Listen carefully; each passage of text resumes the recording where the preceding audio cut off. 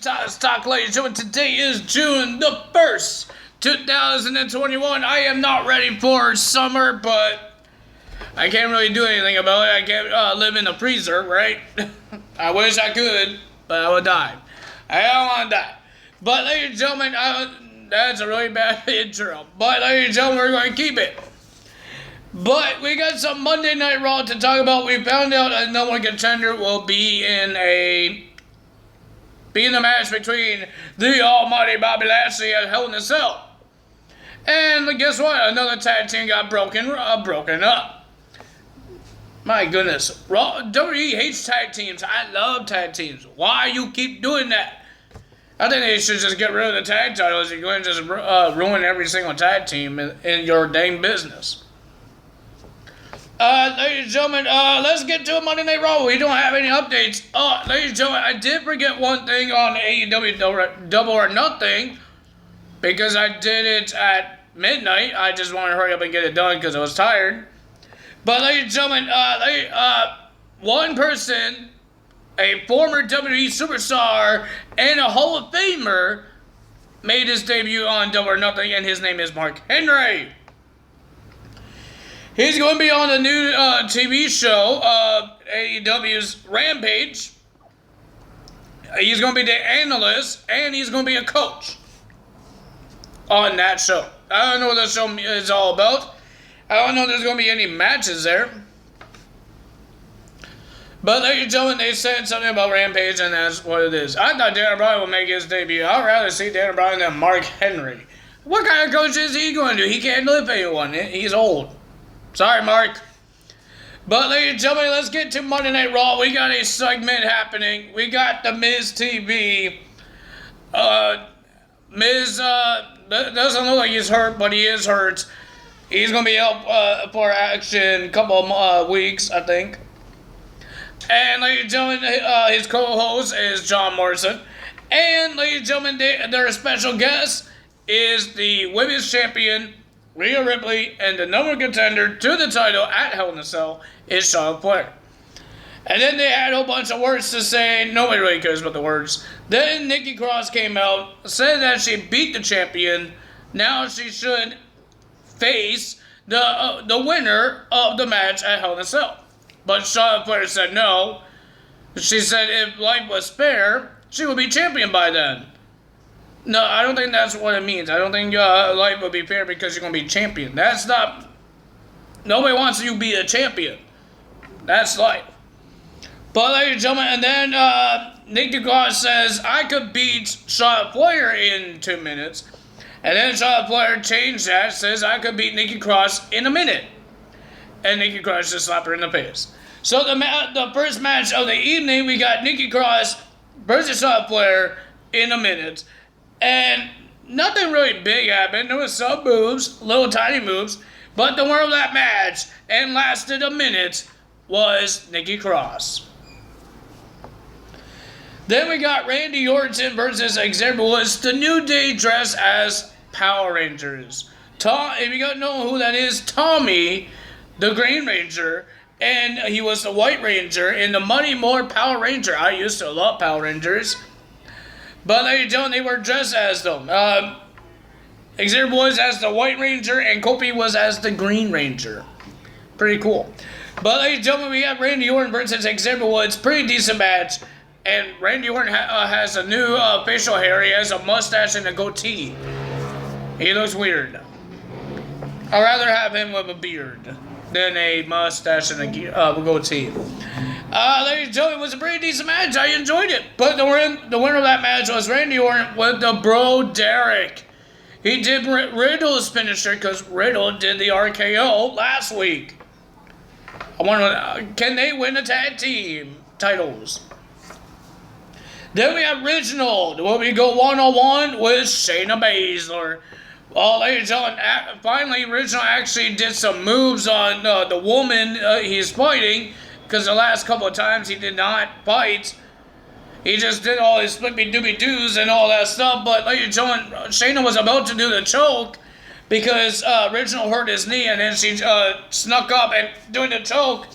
And then we got some pyro in the corner to scare Shayna Baszler for Reginald to get the pin at 1, 2, 3. Reginald gets the win. Beats Shayna. And he was invited to the Alexa's playground. And then he got beat up by Shayna. And Shayna and Alexa Bliss will see each other next week.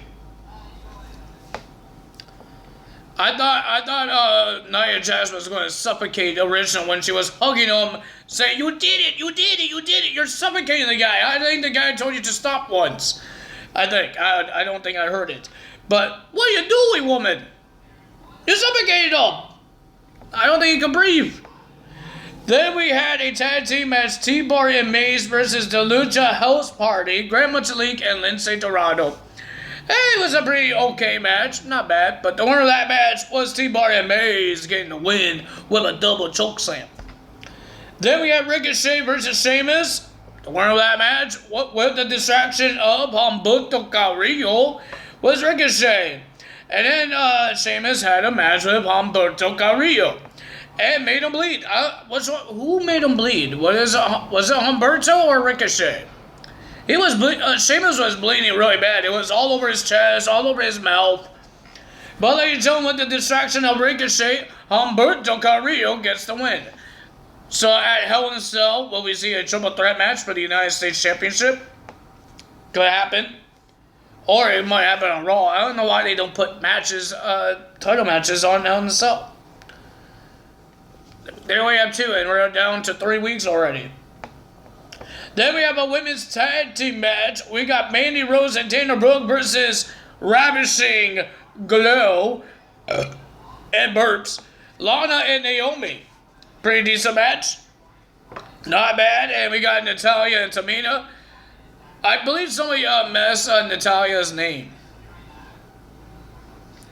And I thought Natalya was wearing a swimsuit. Okay. I thought she was wearing a swimsuit. I'm sorry, but I guess that's her new wrestling attire. But it looked like a swimsuit to me. But ladies and gentlemen, it was a pretty decent match. Mandy Rose and Dana Brooke gets the win, beats Lana and Naomi. You guys need more tag teams. Like seriously, get more tag teams. Bring some NXT tag teams of the women's and put them on Raw and SmackDown. You got a whole bunch of men on SmackDown and Raw, you can make tag teams. I feel sad that these guys on the WWE they're disrespecting the tag team titles because every tag team they have, they're breaking them up or they're not making new tag teams. Like, I would be okay a Commander guy and Apollo Crews is a team and Rick Boggs and Shinsuke will be a tag team. They actually go for the tag titles, not just a manager and a guy that does a guitar for Shinsuke's music with a guitar. Be actually a team. I want to see go for the tag titles, especially for SmackDown. They only have like 5 tag teams. Ladies and gentlemen, then we have Cedric Alexander versus Shelton Benjamin in the 3rd match of their rivalry. The winner of that match was Cedric Alexander. It was a short match. I believe he poked Mr. Shelton Benjamin in the eye, and then he did a springboard roundhouse kick. Then we got a Raw tag team match. AJ Styles and Omos versus Jackson Ryker and Elias. Is it a new rule now? Because I've seen this twice. Since when Ray and Dominic put their titles on the line, when they were coming out on their entrance, Dominic didn't have the tag team titles around his waist. The referee had it. And then on Raw, I thought it was because Ray was hurt and all that stuff on SmackDown, but on Raw, Omos and AJ Styles didn't come out with their tag team titles. Nobody got injured. Nobody got a tag from backstage. They weren't holding their tag team titles. The referee was holding it. So is it a new rule that the title is on the line? You have to give it to the referee before your entrance? Or before the whole thing even happens? Like, is that what it is? I think that's kind of stupid. I like when they show off, they hold the titles up when they get their names called. Why do you have to give it to why do you have to give the titles to the referee before the match? Even your entrance. Before your entrance. I think it's kind of stupid. It was a pretty decent match until Elias jumped off the apron and let Jackson Ryker get beat up. Because what happened last week, Omos put Elias through the stage, and then Jackson Ryker ran away. He says he doesn't want to be near Jackson Ryker anymore because he only cares about himself. Again, tag team got broken up. So the winner of that match is still your Raw Tag Team Champions, AJ Styles and Omos. Then we had Drew McIntyre versus Kofi Kingston. No one contendership to versus Bobby Lashley for Hell in a Cell. I'm not happy. Because we've seen this match millions of times. Too many times. The winner of that match, it was a great match, but the winner of that match was Drew McIntyre. We're going to see the 10th time we see Bobby Lashley versus Bobby Lashley for the WWE Championship. The only difference of this match is not a triple threat. It's not a normal match. It might be inside the Hell in a Cell. That's the only difference. Why is it the same thing? We all know he might lose. It doesn't matter if he wins or loses because nobody really cares. Like, I'm hoping with Roman Reigns, it's somebody new. Because right now, Cesaro has his problems with Seth Rollins. That could be a Hell in a Cell match. But we still don't know who's the number one contender for the Universal Championship against Roman Reigns. I'm hoping it's something different because I think SmackDown is doing more different things than Raw is doing. Because both titles. We already seen Charlotte and Rhea Ripley go at it. We already seen it in the triple threat match at WrestleMania Backlash. We get to see it again. But this time it's a one-on-one match. Does anyone care? I don't. I wish this was another triple threat match with Nikki Cross in it. It's somebody new. I'm happy she gets a win, but I wish it's somebody new getting the opportunity to the title, not Charlotte Flair. She had her chance to beat Asuka like 2 weeks ago. She lost. So she gets another opportunity, and then she beats Asuka, then she gets added to the championship match? She gets a title opportunity? No, I think it's kind of stupid. Raw needs to learn that people want to see new things. Not that for the 10th time we had to see it on a pay-per-view. Nobody wants WWE Network on Peacock if you're going to see the same thing over and over again. I know I don't want to see things over and over again. I don't want to see the same thing.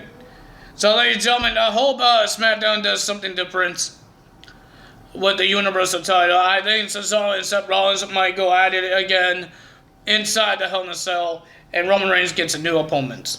I'm hoping. But ladies and gentlemen, if you guys enjoyed this video, hit the like button, leave a comment below, hit the subscribe button, hit that notification bell. And I will see you guys tomorrow for NXT results. And again, this week, there is no AEW because it's on Friday. I do a SmackDown on Saturdays, not AEW. So I'm not going to be doing AEW this week as well. So I'm not going to do the fallouts or the aftermath of Double or Nothing. So ladies and gentlemen, I'm just giving you guys the heads up now. That's all from me today. Tyler is out. Bye.